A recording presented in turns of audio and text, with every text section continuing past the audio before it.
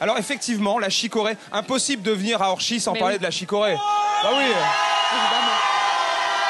Et qui mieux que Super Yellow pour aller vous expliquer comment ça se fabrique cette fameuse chicorée. À toi, Super Yellow. Super Yellow, il va très vite à vélo. À Orchy, pays de la chicorée, on connaît depuis longtemps les vertus de ce petit déjeuner. Grâce à la chicorée, le café au lait est plus digestible. La chicorée, c'est la santé. Mais vous, savez-vous comment on fabrique ici la chicorée? Enquête exclusive sur une belle plante. Bonjour. Bonjour Super Yellow. Alors quel est le secret de la chicorée? Ouvre les yeux Super Yellow, il est devant toi. Cette carotte blanche? Non Super Yellow, tu es dans un champ de chicorée ici. On en cultive dans le Nord-Pas-de-Calais, c'est de la famille des endives. Et ça donne ça? Ça donne ces petites racines là, oui. Là aujourd'hui on est au mois de juillet, elle est toute petite et puis elle va grossir. Nous on utilise que la partie de la racine. Récoltée à partir d'octobre, la racine de chicorée est ensuite lavée, découpée et séchée. Résultat, elle arrive à l'usine d'Orchy, complètement transformée. Vous m'avez menti, vous fabriquez des chips? Non Super Yellow, ce ne sont pas des chips, on appelle ça des cossettes.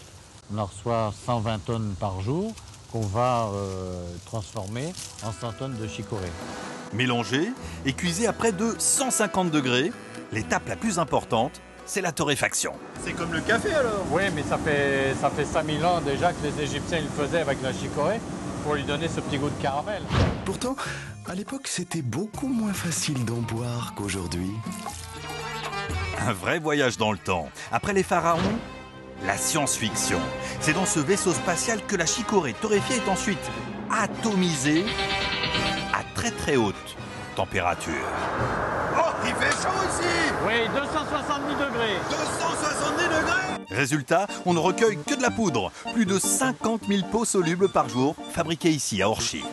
Désolé Super Yellow, tu connais trop de secrets sur la chicorée. On peut plus te laisser partir. Bon débarras.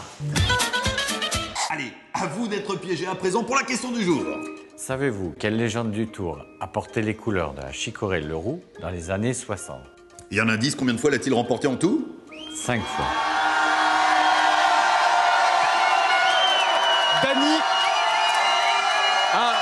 un grand coureur français qui a gagné 5 fois le Tour de France dans les années 60 notamment. Ah bah ça je sais parce que ça s'est fait. Jacques Anquetil. On vérifie. Ouais. La réponse, vous avez tous trouvé, c'était Jacques Anquetil. C'est le meilleur.